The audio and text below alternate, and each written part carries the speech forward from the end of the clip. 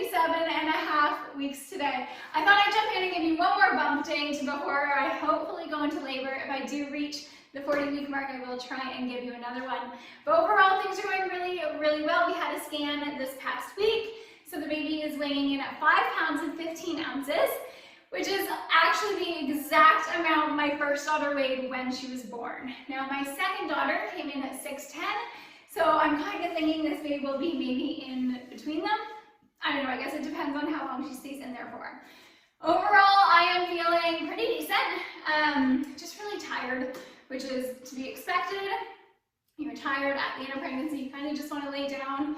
We are having a lot of cramping and contractions later on in the evening, which kind of plays into prodromal labor a little bit. Now I did have that with my second. That basically means that you get to labor for a little bit every day, but it goes nowhere. So we're starting to have signs and symptoms of that. Again, I kind of expected it. I was hoping to get out of it, but there we are. Throughout the day, I'm still really good. Energy super high in the morning, so that's when I've been rocking my workouts, and those are still feeling really good. I have scaled back my workouts. They are very low impact right now, and they're also a lot shorter, so they're coming in around 20 or 30 minutes, just depending on how I'm feeling that day. More isolation exercises versus big compound movements like back squats, and working a lot on mobility and some birth ball positions. So mobility is super important when you are going into labor because everything kind of has to shift. So yes, I need strong glutes to support my posture and to help me postpartum, but those hips have to move. So working on hip mobility and upper back mobility are crucial at the end of pregnancy. Birth ball positions, just doing a lot of bouncing and rocking, it tends to feel really, really good. And it can also help get baby into position. Now, judging by how the midwife has checked her and where the scan says she is in a good head down position. So let's just hope that she doesn't move, because that would not be fantastic. So I'm not too concerned about that. She is still rolling from side to side. So that's uncomfy. She did do a big switch on me the other day. Her kicks are hilarious, which is kind of fun to watch. She is kicking really intensely, especially if the girls kind of come up and start telling her stories. So that's been really, really cute as well. In terms of food, we're running out of room. I get full really, really easy, but I'm still fairly hungry. So it's been a lot of snacking, which is, again, completely normal during pregnancy. You don't really have a choice. You're either ravenous or nauseous. So you kind of have to snack to keep everything stable. But it is something that I find harder postpartum to break that habit. So it is what it is. I've been doing a lot of snacks. Craving-wise, there hasn't been too many cravings. I really wanted French fries the other day, so I had those. But mostly everything has been pretty normal. Eggs are still kind of making a big hit in the pregnancy of this time. What else?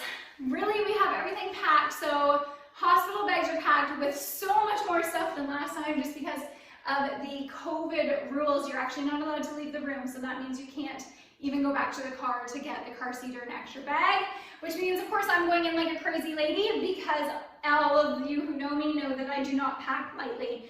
So I have a whole bag of labor stuff for me and like first outfits, and then I have a whole other bag packed of postpartum stuff if we have to stay or something happens that I may need. So, and on top of that, I'll be bringing a cooler, as well as my new Yeti jug. I'm not sure if you saw that, but I'm a water snob. Having filtered clean water is super important to me, and I wasn't sure how long I'd be staying, how much I'd need. So instead of bringing my Berkey filter, my husband got me a 1-gallon Yeti jug to bring into labor with me.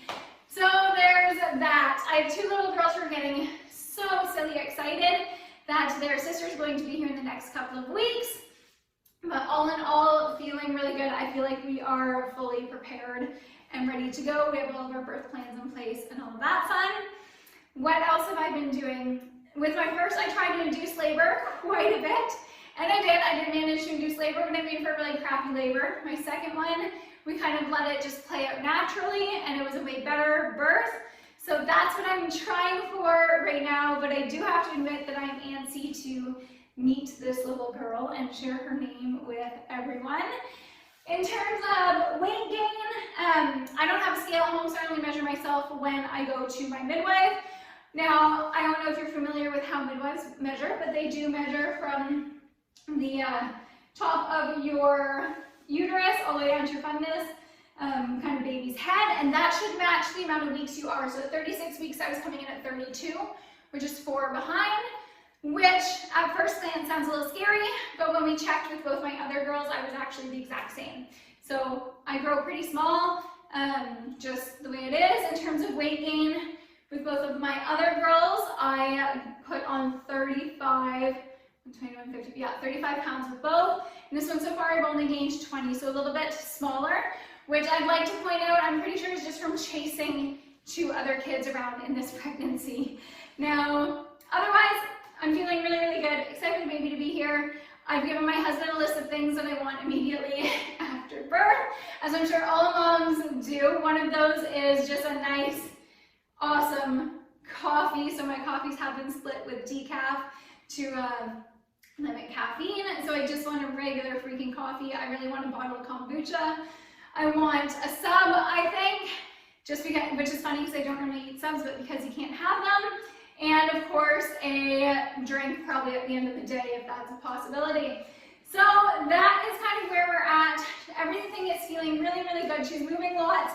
I have to admit, I will be sad to say goodbye to these kicks and this little bum. Kind of have to share her a little bit. This is about the only pregnancy that I have been mildly emotional on the bump on. I'm actually very aware that it is my last, so trying to enjoy it a little bit more. And it's been awesome kind of seeing the girls get to enjoy that too. But otherwise, we're feeling good and just getting super freaking excited for the next couple of weeks when we'll be meeting her.